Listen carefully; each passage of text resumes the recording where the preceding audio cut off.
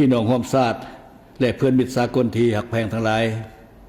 กองประชุมใหญ่ผู้แทนทั่วประเทศครั้งที่12ของพรรคประชาชนปฏิวัติลาวได้ดำเนินมาแต่วันที่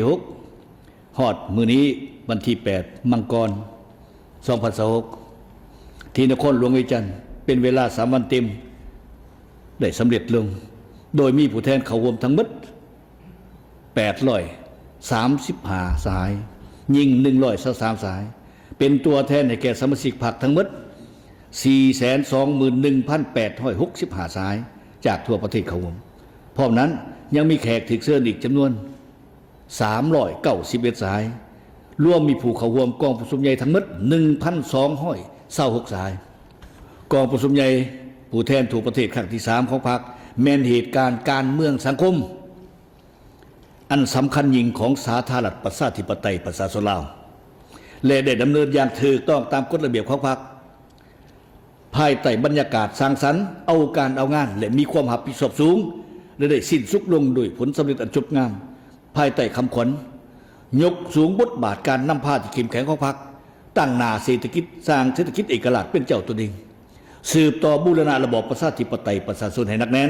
ก้าวขึ้นสู่สังคมนิยมบรรดาผู้เข้าร่วมกองประชุมใหญ่ทั้งหมดล้วนแต่เป็นเอกภาพกันเห็นว่านี่แม่นกองประชุมใหญ่ที่มีความสามัคคีเป็นเอกภาพสูงแม่นกองประชุมใหญ่แห่งการยู่แห่งภารกิจเปลี่ยนแปลงใหม่เข้าสู่ลงเลิกและสร้างการหันเปลี่ยนที่แข็งแห่งลึกซึ่งรอบด้านแม่นกองประชุมใหญ่แห่งไสสนะอย่างสง่างามแม่นกองประชุมใหญ่แห่งการเสริมขยายมานะจิตปฏิวัติมุกแม่นกองประชุมใหญ่แห่งความเชื่อมั่นต่อการสืบต่อก้าวขึ้นของประเทศชาติทั่วพรรคทั่วปวงชนทั้งชาติต่างก็มีความสุ่มสื่นยินดีและตอบรับด้วยบรรยากาศอันฟดฟืดต่อผลสำเร็จของกองประชุมใหญ่ครั้งนี้กองประชุมใหญ่ผู้แทนทั่วประเทศครั้งที่12ของพรรคได้ปฏิบัติหน้าที่ของตนอย่างถูกต้องตามกฎระเบียบของพรรคได้พิจารณารับรองเอาเอกสารสำคัญของพรรคของชาติและเลือกตั้งเอาคณะบริหารงานศูนย์กลางพรรคสมัยที่12ของพรรคซึ่งมีรายละเอียดดังนี้ 1. กองประชุมใหญ่ได้รับรองเอาโครงการการเมืองฉบับที่3ของพรรคที่เสนอโดยสายทองรุ่นศรีสุริตเลขาธิการใหญ่คณะบริหารงานศูนย์กลางพรรคซึ่งเป็นเอกสารสำคัญที่กำหนดทิศทางพื้นฐานให้แก่การวางยุทธศาสตร์วิสัยทัศน์ของพรรคโครงการการเมืองฉบับนี้ได้ตีราคาการจัดตั้งปฏิบัติโครงการการเมืองฉบับที่2ก็คือการนำพาเฮ็ดสำเร็จภารกิจปลดปล่อยศาสตร์และสร้างพื้นฐานของระบอบประชาธิปไตยประชาชนก้าวขึ้นสู่สังคมนิยมซึ่งได้แบ่งออกเป็น3ระยะพรรคนำพาภารกิจปลดปล่อยศาสตร์พรรคนำพาภารกิจปกปักรักษาและสร้างสามประเทศศาสตร์และพรรคนำพาภารกิจเปลี่ยนแปลงใหม่พร้อมกันนั้นได้ยกเห็นบทเรียนที่มีลักษณะเป็นกฎเกณฑ์ของการปฏิวัติลาว6ประการพร้อมนั้นยังได้วางจุดหมายฮอดปี2025เมื่อวันสร้างตั้งพรรคเฮาครบรอบ100ปีแม่นสู่ส้นสร้างประเทศเฮาเป็นประเทศกำลังพัฒนาที่มีรายรับปานกลางสูงยับเข้าใกล้ประเทศที่มีรายรับสูงมีระบบการเมืองที่เข้มแข็งมีพื้นฐานเศรษฐกิจที่ทันสมัยกำลังการผลิตได้รับการพัฒนารอบด้านโดยมีการพัวพันการพิธีสอดคล้องและก้าวหน้าชีวิตการเป็นอยู่ของประชาชนบรรดาเผ่าได้มีพื้นฐานหนักแน่นก้าวสู่ความอิ่มหนำสำราญพร้อมทั้งได้กำหนด11เนื้อในพื้นฐานของการบูรณะระบอบประชาธิปไตยประชาชนก้าวขึ้นสู่สังคมนิยม 2. กองประชุมใหญ่ได้พิจารณาเป็นเอกสารหับห้องเอารายงานการเมืองของคณะบริหารงานศูนย์กลางพรรคสมัย41ต่อกองประชุมใหญ่ครั้งที่12ซึ่งได้ตีราคาอย่างกวมร่วมและลึกซึ้งเกี่ยวกับหมากผลแห่งการจัดตั้งปฏิบัติมติกองประชุมใหญ่ครั้งที่11และ5ปีผ่านใน5ปีผ่านมาซึ่งสามารถผ่านพาความยุ่งยากแก้ไขปัญหาที่เกิดขึ้นโดยพื้นฐานเศรษฐกิจสังคมหักษาทวงทาเติบโตต่อเนื่องปัญหาเข่งห้อนทางด้านเศรษฐกิจการเงินได้รับการแก้ไขและผ่อนคลายลงเทื่อละก้าวกองประชุมใหญ่นั้นได้เป็นเอกภาพและมีความภาวะวิสัยตีราคาต่อขอคุ้มค่าขอขัดตกบกพร่องในการนำพาสีน้ำของพรรคก็คือการจัดตั้งปฏิบัติหน้าที่เบียกงานจุดสุน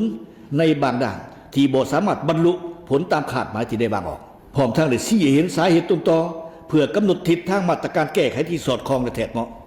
พร้อมทั้งเล็งท่วงให้ดำเนินการแก้ไขของโครงข้างที่ผ่านมาอย่างจริงจังเพื่อรับประกันให้แก่การหันเปลี่ยนใหม่อย่างตั้งหน้าหลายขึ้นกองประชุมใหญ่ได้รับพ้องเอาพกบทเรียนที่ถอดได้จากพฤติกรรมแห่งการจัดตั้งปฏิบัติมติกองประชุมใหญ่ครั้งที่11ของพรรคก็คือพฤติกรรมตัวจริงในการนำพาสี่นำของพรรคตลอดระยะ5 ปีผ่านมาเพื่อเป็นบอนดิ้งที่สำคัญในการปรับปรุงการนำพาสี่นำและจัดตั้งปฏิบัติแนวทางนโยบายของพรรคในสุมปีต่อหน้าเพื่อสืบต่อภารกิจอันสำคัญให้บรรลุตามคาดหมายที่บางออกกองประชุมใหญ่ได้ยืนยันความตัดสินใจ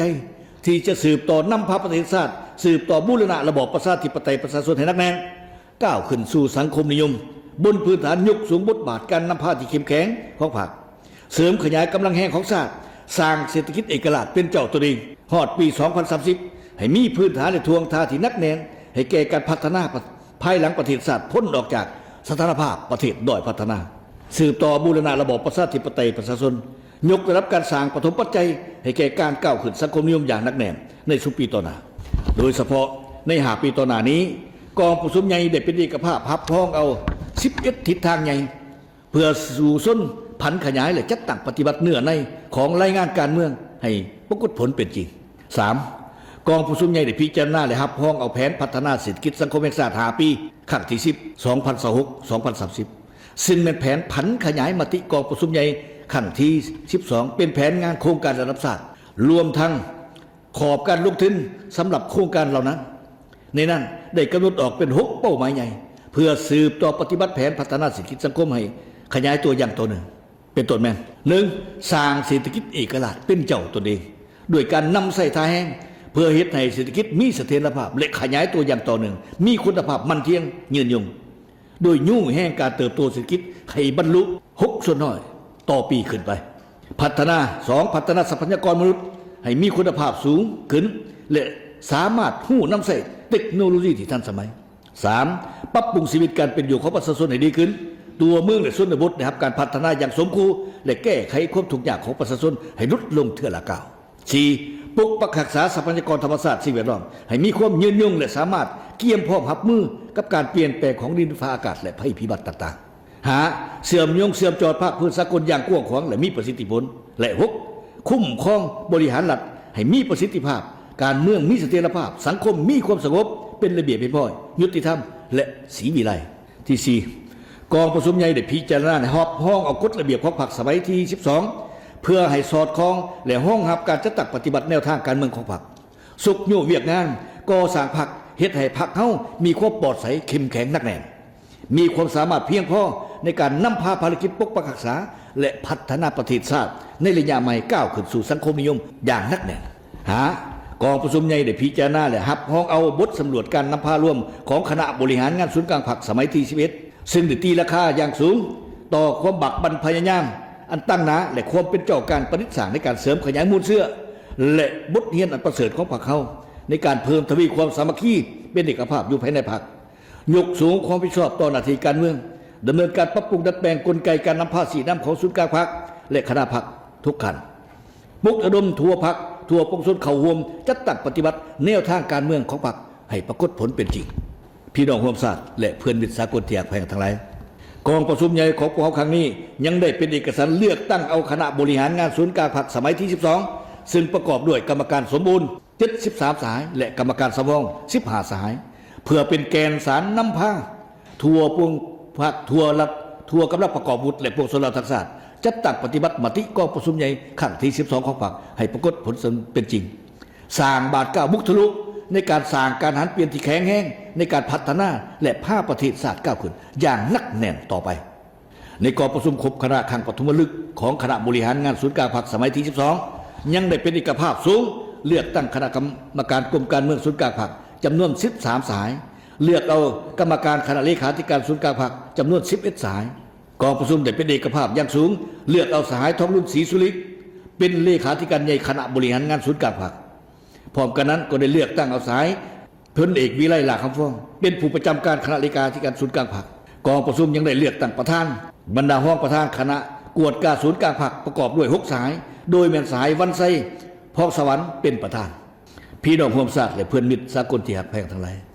กองประชุมใหญ่ได้แสดงความย่องย่อสมเสย สมาชิกพรรคพนักงานทหารตำรวจ